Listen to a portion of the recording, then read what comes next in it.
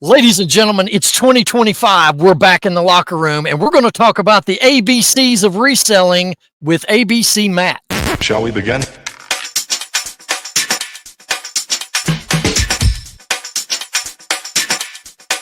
Let's begin now. Welcome into the locker room, ladies and gentlemen. My name is Ben, the Rocky Top Picker, and we're back in the locker room with our special guest, ABC Matt. We haven't decided if he's in Oregon. We've not decided if he's a duck or if he's a beaver. But also joining us, we have the bearded one, Alex, the Beard King Picker. Okay. Welcome to the locker room, gentlemen. Thanks for having me. Did you buy that sweater from Kevin directly? No, man, I picked this up at a yard sale, believe it or not, for $2. And it's folded over, and I've just kind of, yeah, it's a big one. And well, it's 9 degrees outside my shop, and I'm huddled over here by a heater, hoping that I don't go numb by the time we get through this show. So anyway, but Matt, good to have you. I know you've been a watcher of this channel for quite some time, and we appreciate your support and comments over the last year we've been doing this. Yeah. And we're glad to have you here. So let's turn you loose on our audience and you tell everybody your whole background and story. Sounds good. I appreciate you having me here. Absolutely. All right. So my backstory, I mean, basically, I started eBay in 1999. I was still a junior in college, and just to make ends meet, I used to buy things from Yahoo auction, if you remember Yahoo auction. Oh yeah. And then sell it on eBay. So I did that for 2 years, and then I took a break because I had a job and I had to pay loans and all that jazz. Fast forward a little bit longer, like 2016. I started to watch, YouTube, go down the YouTube rabbit hole, and I was like, "Who's this Commonwealth Picker guy?" I'm like, "What? Look at this, the junk he sells. He's selling Tupperware. Junk. Tupperware sells." I'm like, "Oh my god, look at this stuff." I'm like, "Wow!" But then It's extra if it's stained spaghetti in it. yeah, and I'm like, "Wow!" And then he sells cool stuff too. So I was like, "Wow, you could sell cool stuff. You could sell stuff from my childhood." I'm like, "Wow, this is amazing." Um, then I moved from New York to Oregon. Long story short, it was due to the fact that I was sick of the grind and New York lifestyle. You get paid a lot, but you also spend a lot. And you do like 13 hours a day, 14 hours a day. I'm like, I can't live like this. This is driving me crazy. So Well, what was your line of work back in New York? I worked for the former mayor Bloomberg in New York. Really? Yeah. Very demanding, but he paid for everything. He paid for our breakfast. He paid for our lunch. If you stay overnight, he pays for your dinner. He pays for lawyer costs. He pays your passport renewals. He pays it all. Wow. And your medical and dental insurance, he pays it all. You don't pay a single dime. You had it set for life, dude, for real. But I was doing 13, 14 hours a day. It was getting draining, Yeah. Well, 95% of Americans who work for a living, they do that every day. Well, you haven't been to Portland, Oregon. Okay. So I moved to Portland, Oregon, still doing somewhat like the software side of things. They're very big on mental health. They want you to take your breaks. They said they mandate it. And you got to take your lunch hours. They like, hey, you can't come back early. You got to take your full lunch hour. Wow.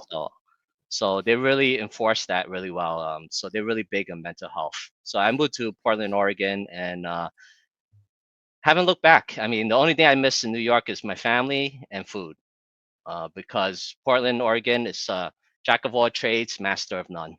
But anyway, going back to reselling, once I moved to Portland, Oregon, basically it just opens up eyes because a lot of people do reselling in Portland, Oregon. And it's crazy. And I'm like, wow, I made mistakes along the way, but I'm getting a hang of it. And I love it. Do you think a lot of people resell in Oregon because there's nothing else to do?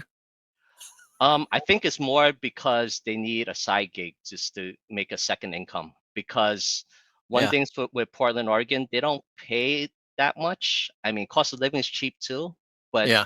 fun fact, their state income tax is higher than New York. See, Oh, we don't But wow. have any state income taxes here. yeah, but the advantage of being in Portland, Oregon, there's no sales tax for anything. Oh wow. Okay. That changes things. Yeah, so you have to get the money somewhere, right? So if you get no sales tax, you got to get it from other venues. Okay. All right. Went So to you and it was fun. And I made mistakes along the way, like I said, and still learning. I mean, the beauty of reselling is that you're always learning. You're always constantly learning, and you can't be an expert in everything. So Yeah. fun. Are you selling just about everything, or are you like the certain type of items you like to go for? I sell a little of everything, but unfortunately, Alex, I don't sell too much books because they're very territorial in my Really? area. Like, if I go to an estate sale, they'll Mm-hmm. make a book fort around themselves just to prevent you from going there. They'll stack books behind them, left and right of them, so you can't get through, so they could just go through it. a book fort. Book Yeah. for And clothing is another animal. There's a lot of clothing resellers here as well. So because they work on those stuff, I'm like, hey, you have fun with that. I'll go for Mhm. everything else. So Okay. my biggest seller is vintage Pyrex. I sell a lot of vintage Pyrex. Pocket knives is also big for me. And I have to tell you a funny story about me doing reselling. So I'm one of the only resellers Why I got a who thumb takes stamp? mass transit when sourcing. I don't use Wha- a car. Okay. I lug everything. So going to a place, I use mass transit. I carry my 4 13-gallon bags and my backpack, and I take mass transit back. Now, if I make a good amount and I need a tax write-off, I'll do Lyft only for the So fact that with Lyft, I use my credit card that gives me cash back, and it links to my Delta Sky Miles, so I get Delta Sky Miles too, and the tax break write-off. So I Okay. take okay. that Okay. into consideration too. You know, Matt, we were talking about backstage. And by the way, if you'd like to see the backstage footage, become a paid membership, a member. We'll tell you a little bit about how you do that later on in the program. But one of the things we were talking about, actually, when we met up here, one of the first few things that you told me, which I did not know, Yep. is that you do not resell for a second job. You don't resell for a side hustle. You Yep. just do this as a hobby. Yes, I'm a hobby reseller, so I'm different than everyone else because Dude, let me tell you, you're different in that aspect, but you're also different taking mass transit and lugging all that crap everywhere. I Yeah. mean, really. yep. And I tell you the dedication. There was one time last year I actually bought a vintage typewriter from the 1950s. That thing was 40 pounds. I was carrying 40 pounds and then some back home with me. But Wow. I was going to ask if you ever passed up on anything because of you're not having, taking your own car, so you pass up on bigger items. the But only thing I you're gonna, pass up is really statues that are really heavy. But like 40 pounds, 50 pounds is probably my max that I yeah. would carry.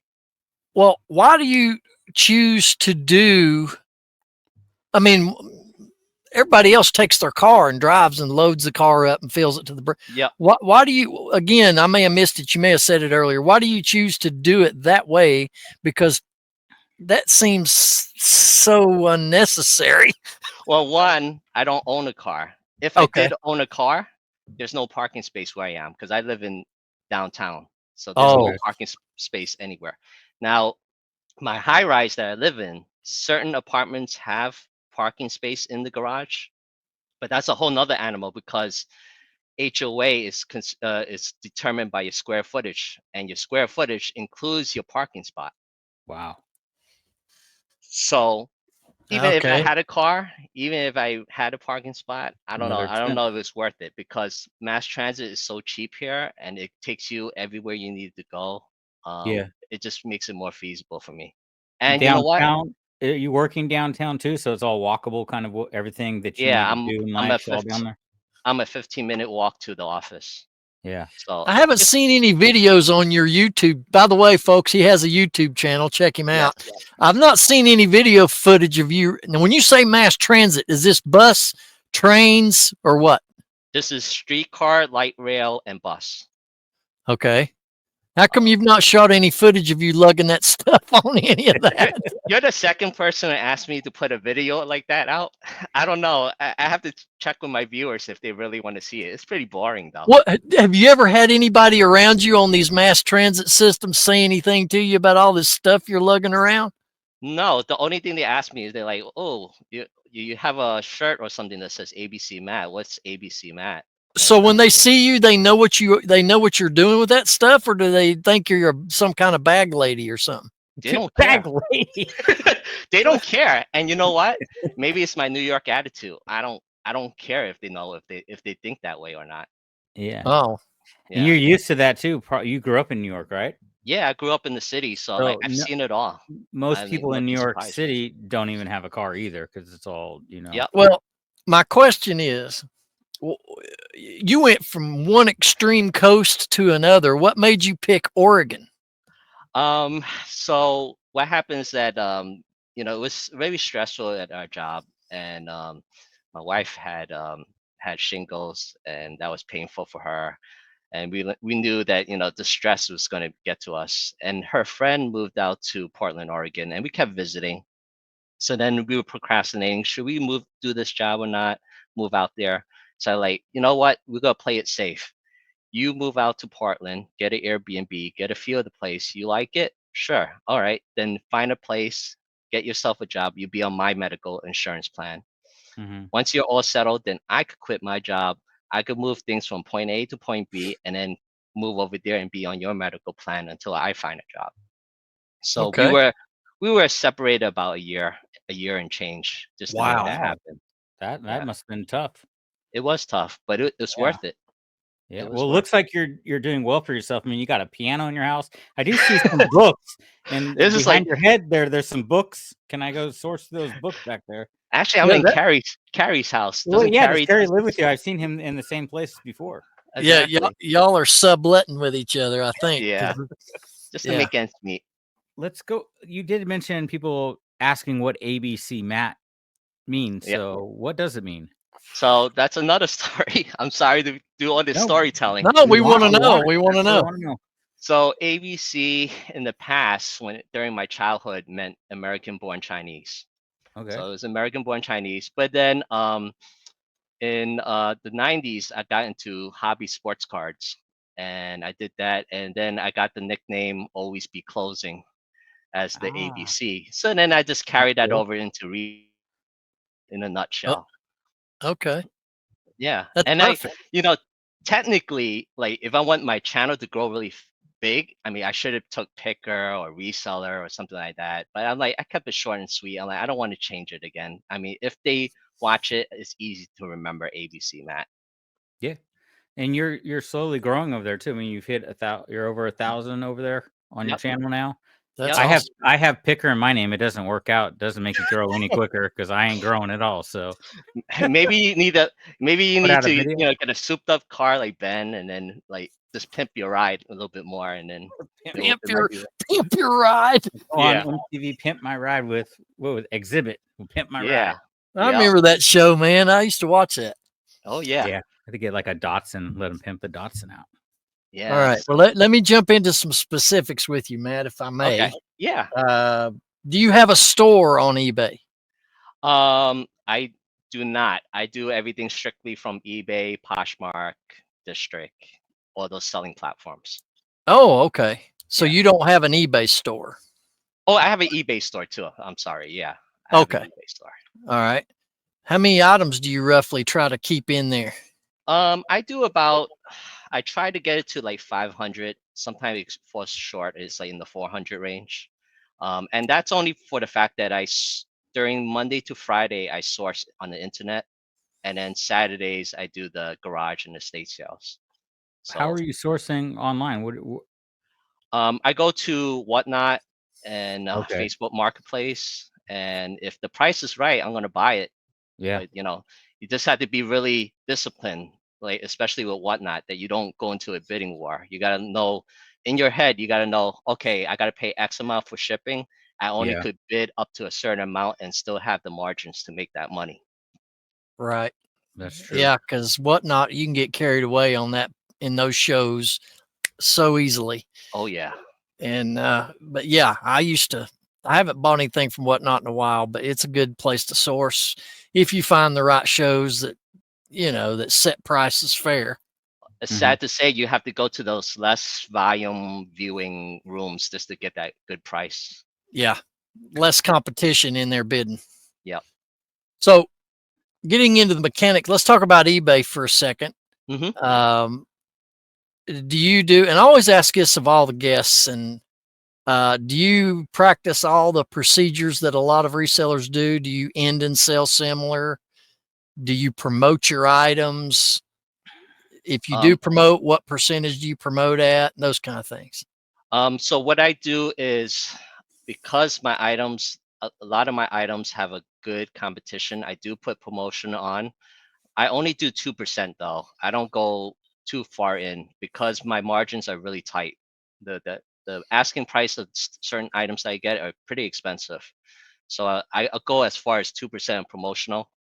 Mm. Um, and I don't relist. I don't cancel and relist for the fact that because I'm a hobby reseller, the urgency to sell is not high. So the only urgency I have is that's just space to store my stuff. So Man, if I see something dead weight and it's an eyesore to me, I'll sell it on district for a little. I'll give another reseller time to make some money, and I still make some money too. But there's no urgency to cancel and relist again because well, tell us yeah, a little bit more about District and how that's working for you. district is working well for me because especially Kevin the Commonwealth Pickers Commons district app, because you sell in bulk, and Yeah. one thing I have a lot of is video games. I get a lot of video games, but a lot of the video games are like in the $4 to $6 range. So if I get it cheap enough, I'll sell it in bulk and I'll sell it to another reseller. I've sold 72 at a time, Nice. 70 to 82 a time, selling that stuff, and it's fine because I still make money and they'll make money. Once in a blue moon in that stack, I might find $100 game or $200 game. So I clear all that out and then just keep the big ticket items, and they don't take up much room. Yeah. Do Now, you have a separate space in your house for your eBay? I have part of my bedroom, and we have every unit in my high rise has a sort of speak storage locker. Okay. So I have stuff in there as well. And on district, are you ever doing lives? No, I don't do too many lives. I did a couple of lives on Whatnot, but I Mhm. don't do too much lives for the fact that I just don't have time. Between my day job and then Saturday sourcing, I really just have Sunday to have like quality time with my wife and everything. So Yeah. before she bites my head off, I gotta spend some quality time with her too. now you said you sell on Poshmark. Yes, I do. What I what kind dabble of with it. stuff do you sell over there? Just clothes, just mainly clothes. I show the closet of certain clothes items I have, but I don't do too much with Poshmark. I don't make too many sales there, but those clothes is one of the few things that I cross list. Okay. Yeah, Are you manually cross-listing everything, or do you pay for the cross-listing programs? I manually do it. I dabble with Vendu and list perfectly on their demo, but then Mhm. crunching the numbers, it doesn't make sense for me to use their automated service because I don't do enough volume to justify it. Yeah, I think they're like $69 a month or something. Yeah, it's too much for me. Yeah. Too Yeah. much. Gotta be selling a lot to make that worth it. Yep. So I, you don't do a lot of sharing your closet. no, I do not. I don't have skeletons in my closet either. So Well, That was so funny on that episode with Mary. Who Ben's like, "What are you talking about sharing your closet?" right, it just Yeah. blew Ben's mind. Yeah. that's crazy. It's crazy. I mean, I want to put the stuff out there and let people come and look at it. I don't want to have to share my space for them to come in. It just, to me, I don't see that. But That is the problem with Poshmark. You have to show up in like at least 3 times a day to share your closet there. Yeah, seems like, to get any traction on anything. it's true. Well, here's a question, Matt. If you don't do this as a side hustle, you don't do it as a second job, you do this for hobby, do you have any aspirations or goals to make this all you do for a living? Do you have any goals to get to that point? My goal is just to make sure that I'm healthy enough to go from point A to point B to do the sourcing. That's my only goal. Really? I like That's that. how I keep my girlish figure. Girlish figure. How old are you? Me, I'm 47. Oh, okay. We're not Yeah. too far apart. Yeah, I'm about $1.65. I got you beat there, man. Well, you're far apart there with him. But Yeah. I'm shorter than you too. I'm only 5'9". Oh, wow. Okay. Yeah. Now, if I remember correctly, you've been to some meetups, have you not? I have. I've been to the Las Vegas Trash to Cash and the Florida Trash to Cash. How was that? The Las Vegas one was great. It's been a while since I've been to Las Vegas. I actually didn't do any reselling there. I just met with them and I did the touristy things. I jumped off the stratosphere. I did the zip lining in Fremont. Ate That's a couple fun. of bugs for shock value. So it was great just to meet up with people. That was the first meetup I ever went to. Now the Florida one was great because my work had me fly to Atlanta. So I'm like, okay, if you go fly me to Atlanta, I'll just pay the rest to go to Florida. Yeah. I went to Florida and met up with more people, and it was great. But unfortunately, I can't source too much in Florida because I had to lug all that back with me, and I have my work attire and stuff like that. But I got some stuff and I sold it. Made But some. you're used to lugging things, I around. am, So you should but be I an don't want to expert. pay the airport fees for another luggage. Well, do you have any plans of coming to the Nashville meetup where we're going to be? I can't, but I am a sponsor. Are you? I Cool. am a sponsor. That's awesome. I just told Ray I'm going to sponsor it, and I send him some stickers as well. See, Nice. if you came to Nashville, you could go to the Benz with us in Nashville, and Yeah. then Alex could just ship all your stuff back to you. Right? Or I say, hey Ray, keep it over there for a little bit, and I'll pick it up eventually. Ray could send it or sell it on Whatnot for you, Oh yeah, and then you he'll definitely just split can. the profits with you. Oh Yeah. Have you thought about doing any sales on Whatnot? I did a couple of lives and whatnot, but again, it's just the time crunch. I don't know if I have the time for it. Yeah. It takes a lot of dedicated time to do lives. So that's why I always gravitate more to the static listings, because then if it sells, it sells. If it doesn't, it's not no harm in my back. Yeah. Well, It does you're suck when you sit for an hour on Whatnot and things don't sell, and you just feel like you wasted your time for an hour. Exactly. So you're unique, Matt, because I think you're the first reseller that I've met that literally, well, I don't know if you could call Mike Camparelli doing this as a hobby. Can you, Alex? I mean, I he always, doesn't. I don't think he needs to do it for money, but he does it in retirement. So it's like a hobby, but you're still making money at the same time. So to be Yeah. honest, I think Mike buys a lot more than he sells. He's on every single platform buying from other resellers a lot. He's a big supporter of doing that, though. Yeah. Yeah. That's a way of supporting the community and other resellers is do business with each other, Oh yeah. and but shout out to the ambassador to the locker room, Mike Camparelli, and Metco Meetups Oh yeah. on YouTube. I think a lot of part-time people could still use the term and just say hobby reseller. They don't need it they don't need the money if they have a full-time job. So Well, I can tell you this: if I won the state lottery, gentlemen, I wouldn't be doing this.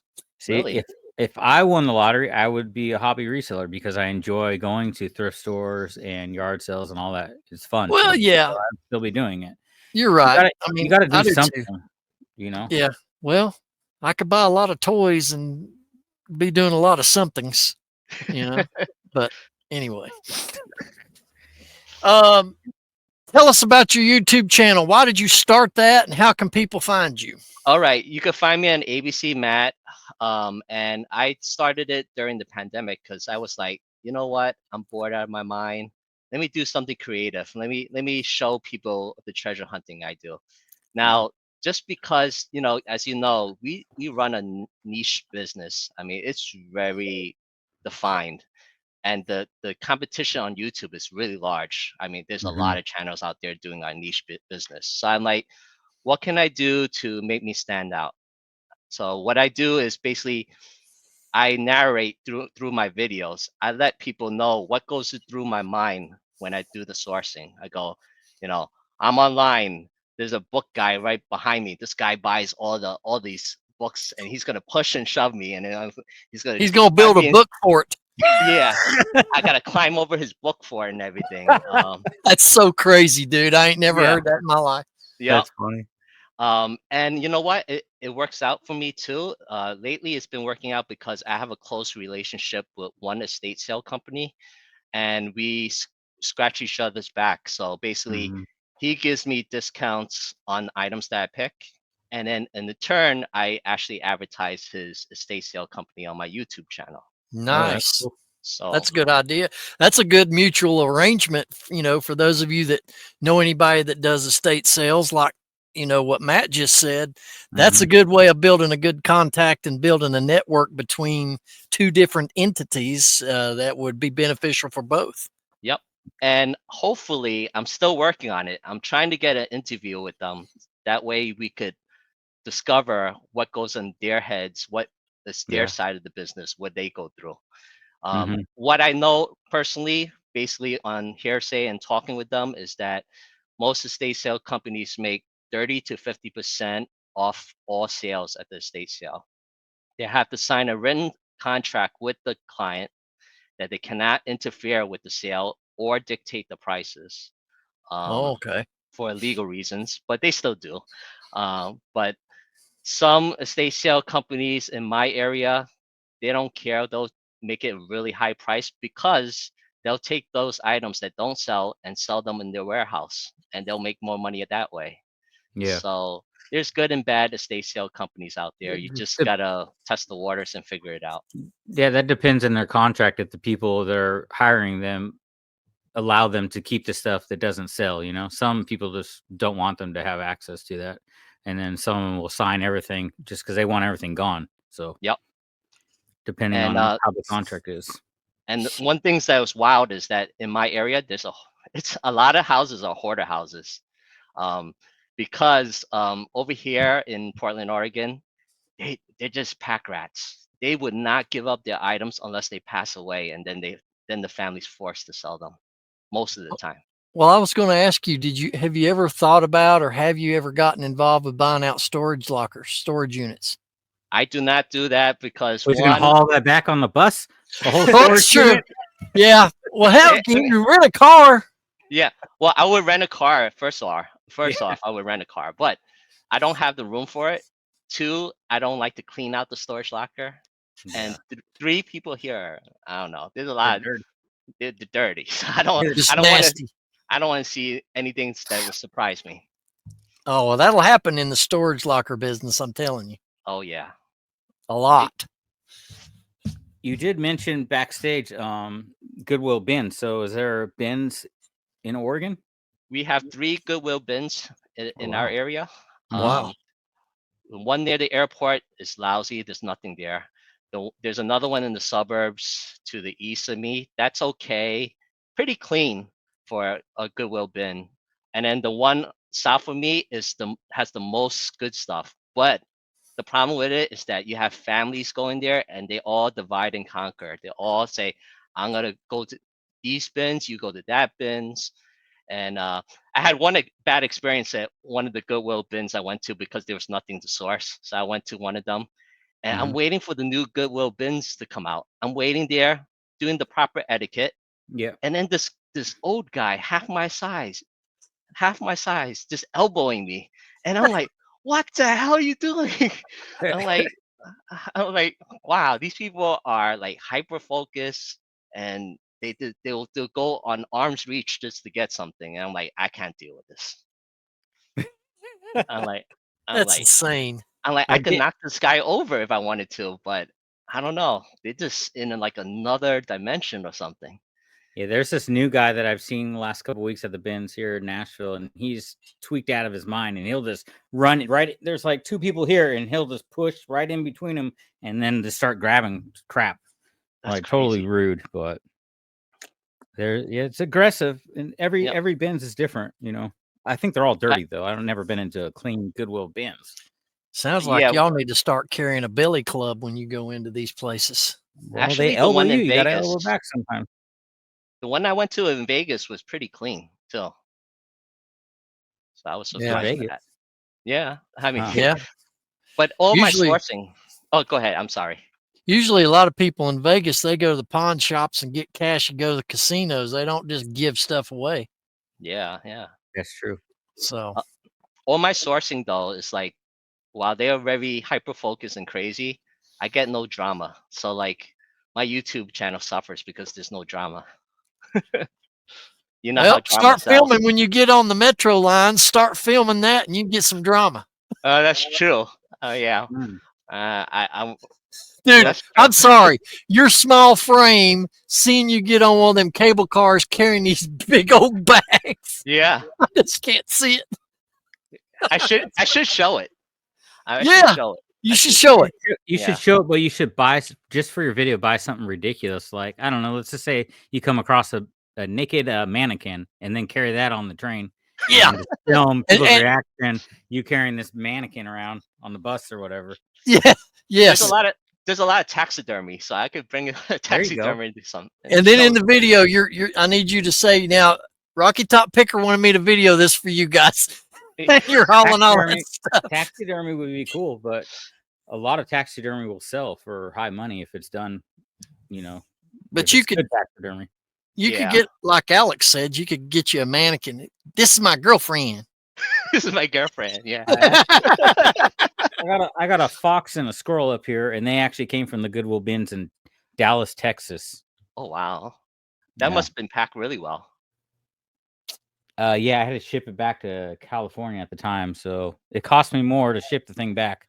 It was only a couple dollars at the bins, but it cost me $40 or $60 to ship that thing. Wow. Yeah. That's crazy. Well, All right, fellas, let's get into some segments. I'm looking forward to this. all right. Let's go to the sale of the week. What do we got? Matt, you want to send me something over? Sure. I'll send you I'll- something. I know what his is, so I gotta get mine in first because he's gonna kill the book guide tonight. It's all right though. Let me pop this up while y'all are looking. What you got? Oh, dang! This is the Walking Dead set of games for Xbox Collector Series Edition, Xbox 360. This was one of the items I got from that fantastic garage sale, Alex, where you got all your gaming books at the Mhm. 127 and sold that sucker 147.20, and then taxes, fees, all that 113.81. Not a bad pickup. About 20 some dollars in it. Very nice. Yeah, that's awesome. Great sale. All right, Matt, let's go with you here. So it's that watch over there. Oh, wow. So it's Oh, a vintage watch. I paid $20 for it. I had to fix the armband a little bit, but all in all, it was a good sale. Wow, that's nice. That pocket knife also I bought maybe like $2. So I'm in in black with that as well. and those are all estate pickups. Yeah, they're estate sale pickups. Nice. As far as knives go, what brand do you look out for? Or what is a good brand to look for at estate sales? Benchmade is big Benchmade. in my area because the HQ Yes. is in Oregon. Yes. And Spyderco is good. Kershaw is good. And surprising enough, people still go for the old school pocket knives, like the ones that you they're- have to use your nail to pull out. Yeah. So Yep, Um, I've sold some. yeah, I mean the only annoying thing is that you gotta measure the blade because they're gonna ask you what's the blade size and how many blades there are. And That's is there real. restrictions to what you can sell on eBay? As You far as can't knives go? sell automatic knives that you Mhm. know, push a button to pull out, and you Yeah, can't switchblade. sell butterfly knives. No butterfly and switchblade, all the cool ones. Yeah. But yeah, Benchmade is a good company for knives But I for sure. heard Mercari you could sell those, but I don't Wow. touch Mercari because Yeah. I don't do well in Mercari. I don't know too many people that do actually. Yeah. What you got, Alex? I got The Light Princess. This is a book from 1969, his first edition. It's an old fantasy book. Let's see if we focus on the Welcome cover. to fantasy. Yeah, it's a old little fantasy book. Super blurry for some reason, but $69.99 for a Goodwill Bins pickup. Really? Yep. Nice. Nice little sale. Matt, I know backstage you were talking, and I guess it didn't happen this week, but you were talking about a big book sale that you had. Oh yeah. Oh yeah. Let me see if I could share that also. Yeah, that's I'm gonna be hunting for that book now. Coffee table book. That is not a recent sale per se though. But I could share that screen. Alex, do you have an item that we need to do the news segment? Oh yeah. Okay. I'll announce got- that here in a minute. The only thing I didn't prepare, I did not look at the comments from last week. There was a lot of great interaction in the video with Matt, though. I mean, not Matt, with Max. Okay. Okay. What are we looking at here, Matt? This is an art book for Wow. the cartoon Adventure Time. I never watched the show, but I know it's popular. I bought this at a garage sale for $5. And at the time, I didn't bother looking at the comps because I know it would probably sell and make my money back. But I didn't realize once I left the garage sale how much the comps were. All the Dang. comps were in that range. And sure enough, I sold it for that range in Australia. Wow. $349. That's awesome. It's Yeah. crazy because that's not even, I mean, that's a pretty recent show. It's not like a vintage book or anything like that.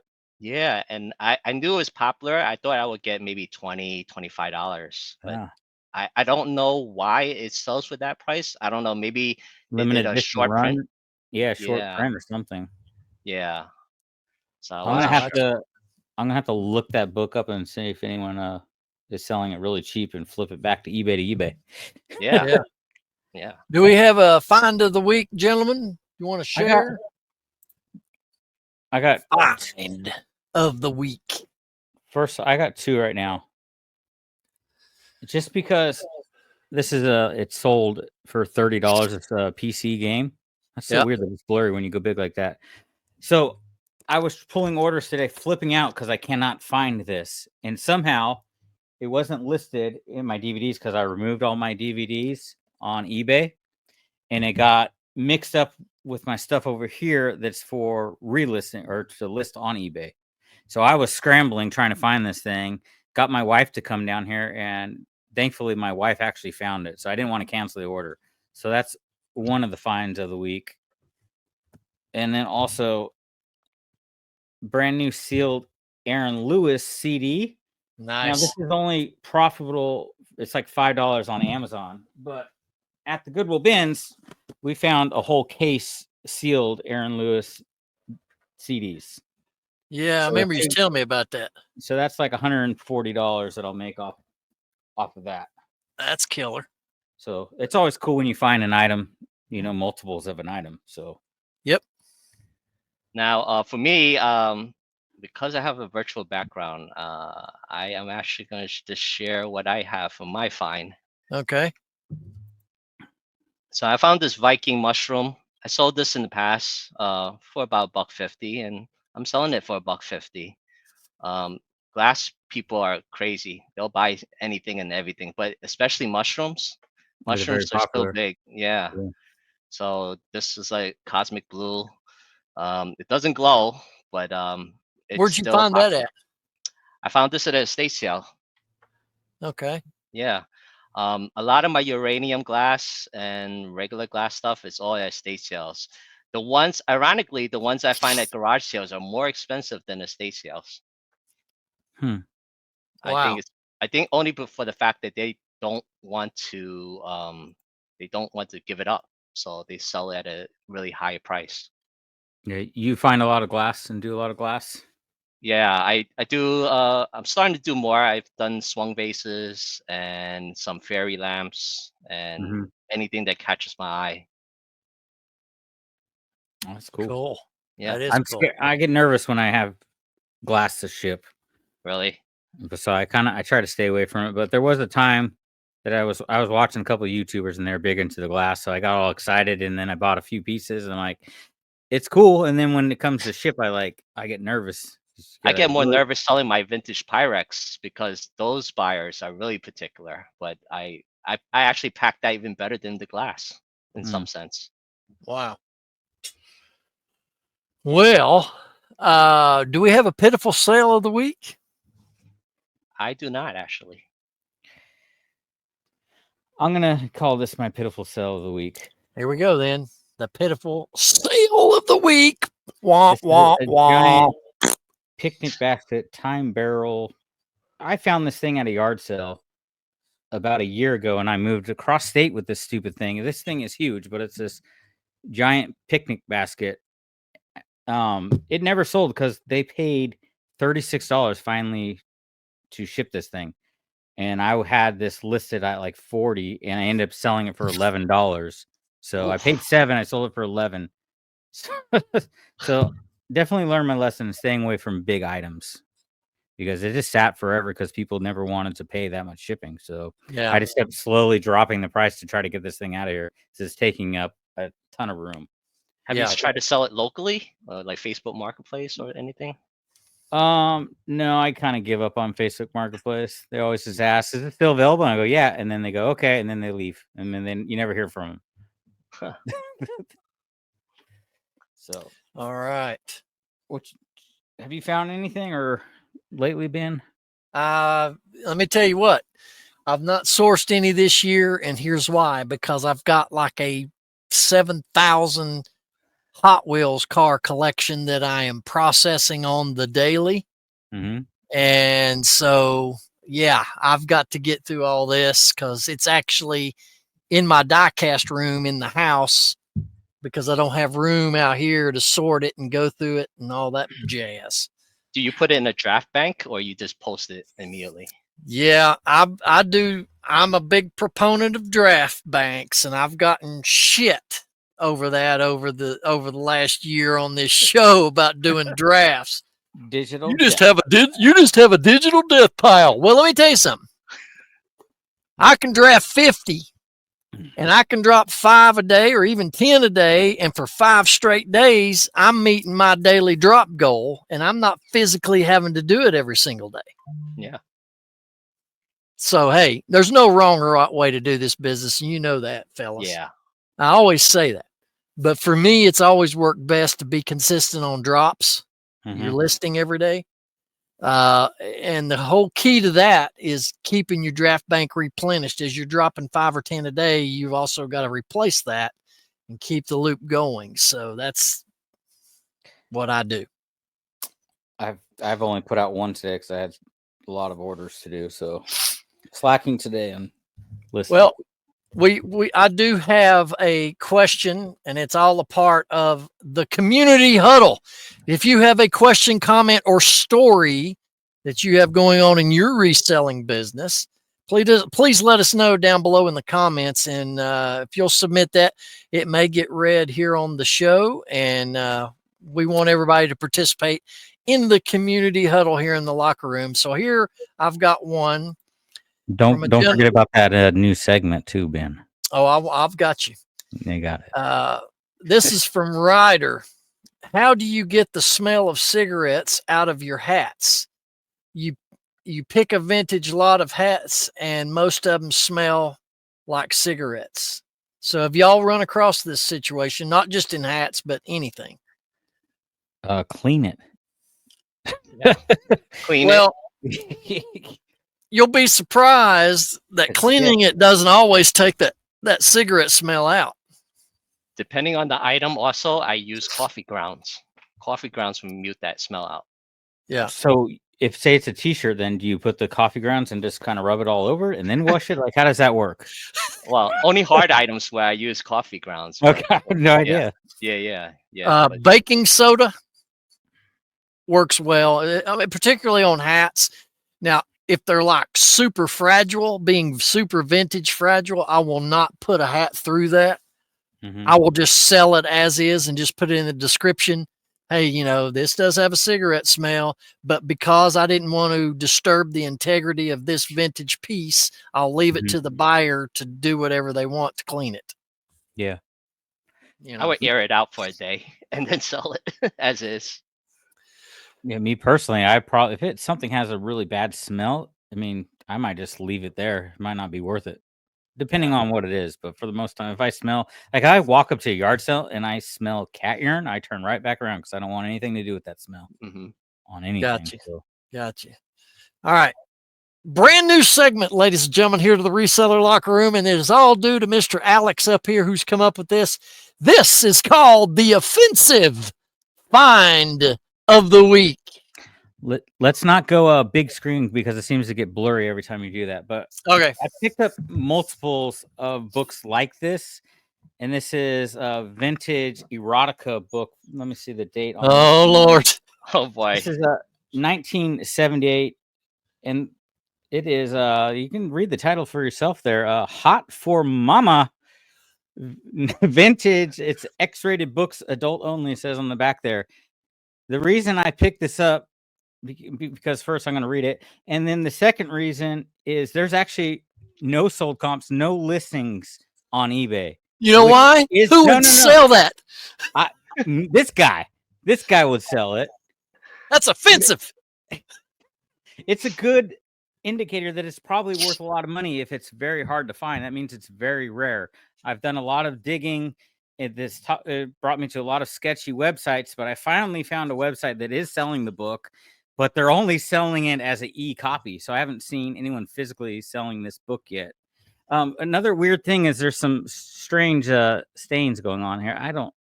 I wouldn't touch that without wearing gloves, bro. Right. I'll Right. wash my hands. Hot for mommy.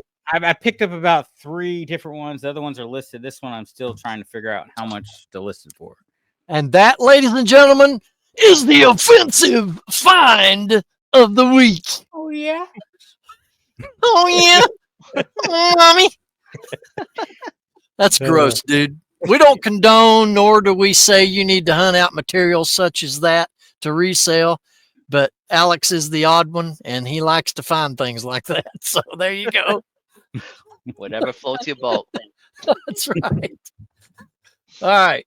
I need to, we're at the point in the show. I need to thank our paid subscribers here to the channel. And Alex, if you want to look for a comment, please, sir. Okay. While I do that, we want to thank our MVP members.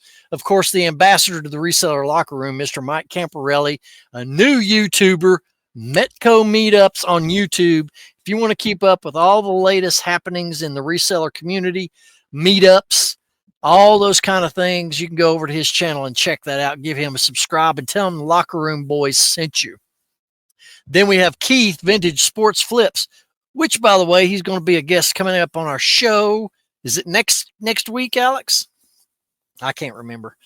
Anyway, Keith will be joining us here in the Locker Room pretty soon. I believe so. It's next week. Okay. Vintage Sports Flips, all vintage sports memorabilia on YouTube. Go check him out. And then Rick in Maryland has always been an avid supporter of the channel. We appreciate you, Rick. And then to our Skybox members, $9.99 a month. Wolfman Goodies, which is Chad across the mountain from me.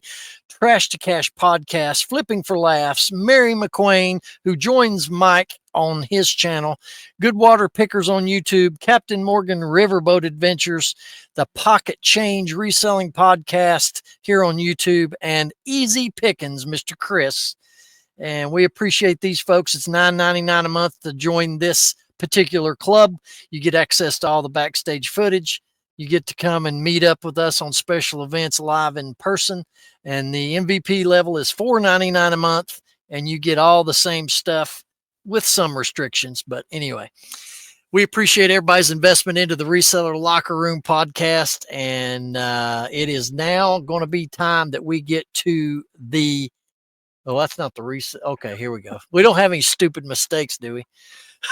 The viewer comment of the week. I gotta give it to Dave. So he left this under cooking with Dave. So ADH Dave. I'm very confused about the phrase "what not going video?" ? Isn't it already video?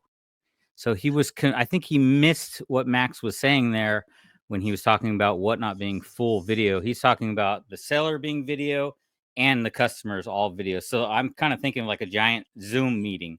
So Yeah. you could, But he's like, incorrect too, because you could do static listings on Whatnot too. yeah. Yeah. I think they ought to go to a video screen of a buyer that is currently bidding on the item on Whatnot. Mhm. You know what I mean? Get all your buyers live on cam that are currently bidding. But do you think that's really gonna help? I don't see the benefit of them doing that though. Really, Well, just more personal connection. I get that, so you could both see each other, but we got to ask Coach. We got to have Coach back into the locker room. If you don't know who Yeah. Coach is, his name is Max, and Chasing Paper Gold is what he does. If you didn't watch last week's episode, go back down below in the video content, pull up that episode. We've now dubbed him the coach of the reseller locker room. So Max, we appreciate you, buddy. You're now the coach in the locker room. But yeah, there's, the expansion of Whatnot. It's, premise of it, the platform is really in its infancy. Is basically what we're talking about. yeah. And there's a lot of room for growth and how that can be used as far as reselling goes. And a lot of people are already saying, that's going to be the future of reselling, only because you don't necessarily have to manage a whole lot of inventory. You go buy something, bring it home, go do a live show, sell it, and it's gone the next day. You don't have to harbor all this stuff. That makes sense. And, we are in the business of moving product, not collecting it. Yeah. Would you agree with that statement, Matt? Do you think that's the way reselling is going? I really hope it's a trend, because I don't like doing live selling. I think live selling is the way to go, but like everything, live selling is like a social media platform. You have to build your audience. So you got to start somewhere. So I think static listing is still going to be there, just so Of that you course. could build your audience, and then you could go live after that.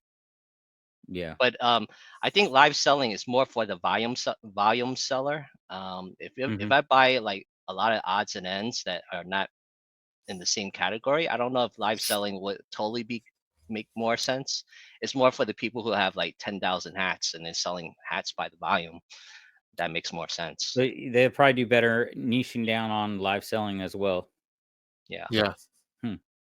Yeah. Yeah. I want to get rid of all my hard goods so I can just do books, but my goal is it's just a time thing too, though. I'm doing 2 platforms already, and then adding Whatnot in there, and trying to get to doing like sci-fi and like horror books only on Whatnot is what I want to do. So it's just a time thing to squeezing that into my schedule already. Oh yeah. All right, Matt. We always give our guests the last and final words. What would you like to share to our viewing audience out there in YouTuber land? Go right ahead. Tell them where they can find you and all that good stuff. All right. Again, thank you for having me. It's been such a fun time. You can find me on Facebook, Instagram, and YouTube, ABC Matt. It's pretty short and sweet. You'll find me there. And I'll continue to put out footage. I do want to make note that when I hit that 1,000 subscriber milestone, I gave away a Rolo printer as Nice. a giveaway. Nice. And I'm going to continue doing giveaways every 500 subscribers. So be on the lookout for that. That's cool. That's cool. That's that's cool. That's right. Ladies and gentlemen, please go check out ABC Matt over on YouTube. Give him a like and subscribe to his content. And I'll be looking for you to start putting out some shows when you're in the mass transit. Yes, I got to put one out there. Yeah. You got to find the offensive find of the week and then carry that on the bus. I got to make sure I find something really bulk and cumbersome. That way I really sell it to Ben that I really do this. That'd be hilarious. Yeah. Hey, have you ever thought about getting one of those collapsible wagons and just taking that with you? Then I really look obnoxious. Like, what's this guy doing? I mean, that would help, though. Yeah, it would help. You pull more weight that way. I mean, carrying bags it could be groceries. It could be something else. Yeah, but like Alex was saying, if you had one of those collapsible, canvas wagons, you've seen people use them when we go to Highway 127. We all had them. Yeah. Pull your wagon, man. Fill that thing up. Just a thought. I could see it. I could see myself just screwing up and having it like get stuck in the gap of the train or something like that. That could happen, but you could use it as a ram and roll it into the book fortresses and knock all the books over. That is true. And then some of them might fall into your cart, and you could take them. I should just have Alex fly over to Portland, Oregon, and let him see what I go through. That's the true test. I kind of know what you're talking about because when I used to hit up estate sales a lot, I would just grab all the books that I think are going to be worth money and kind of stack them around me, and then I slowly source through all of them. But I would hoard all of them because those are mine until I decide they're not mine, and I'll put them back. But I'll take all of them first. All right, Matt. Here's your content idea. Okay. Do a video where you started out at your home, and you film all the way to the source location, and you film all the way back home, and that way we see a day in the life of what it is for you to pick, how you have to pick. All right. I'll probably have to put some discretionary content there because I might find somebody screaming, cursing in the wind, or might have some. We have that here sometimes. Yeah. Maybe it will get me more views. Who knows? That's right. That's right. Listen, man, more controversial you are, the more views you get. It's what I've been learning. So yeah. You never know. Well, listen, Matt, it's been a pleasure having you here. I know you've been a good friend to us and a good friend to the show. We appreciate your support. We wish you the best of luck in your business going forward. Man, I'd love to get out there and see Oregon sometime. You should. It's really pretty. Oh yeah, I've heard lots of great things. I think we have like 100 waterfalls and wow, a lot of hiking you could do. A lot That's of nature. awesome. Yeah. Well, I don't know about hiking. I'm too old and fat. But anyway, you gotta walk more like me. Oh, dude, you gotta get down to 165, Ben. Yeah, buddy, that ain't happening. You could probably lose some weight if you don't take your car, Ben, and you haul all the shit back with you. That's right. We don't have mass transit where I live. I mean, unless you'll get more exercise and walk uphill. Hitchhiking is mass transit around here. But anyway, well, it's been a pleasure, man. Thank you all, ladies and gentlemen. We thank you for joining us in this latest episode of the Reseller Locker Room. Catch us every Thursday, 9 a.m. Eastern time, right here on YouTube. And on behalf of Alex, Matt, and myself, we'll see you next time. Bye, everybody.